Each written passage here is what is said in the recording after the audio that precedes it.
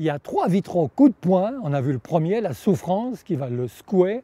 Et il y a 3 vitraux phares, des vitraux pilotes. Ça, c'est un vitrail phare. Un vitrail pilote, c'est le vitrail de la liberté. Farinet essaye de découvrir ce qu'est la liberté.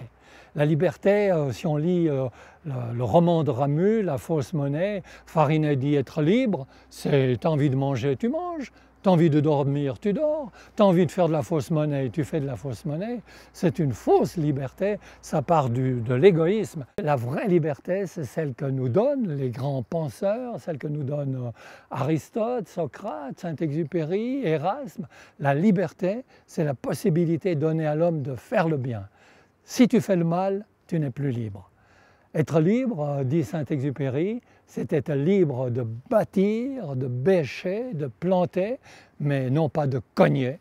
C'est pas être libre que de poser des bombes sous des rails, de détruire des tours à Manhattan. Ça, c'est pas la liberté. C'est une fausse liberté. Et là, Farinet écrase son moi, il marche sur son ego, il court sur les toits, il n'a plus de fusil, il a les bras ouverts, les bras en croix, il va vers la société. Comme dit Jean-Louis Barrault, il est prêt à embrasser la vie. Barrault disait « Chaque matin en me levant, j'embrasse la vie ». Et Madeleine Renaud, sa femme, disait « Il n'a pas seulement embrassé la vie ».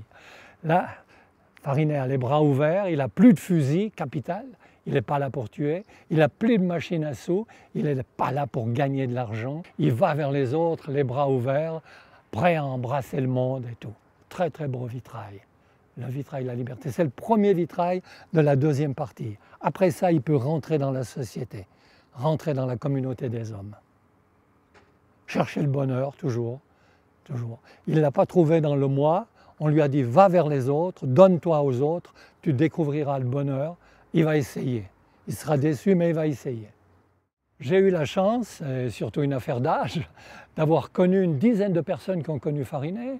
Mon grand-père l'a très bien connu, le vieux Maillard que j'ai connu a connu Farinet, le juge des faits a connu Farinet.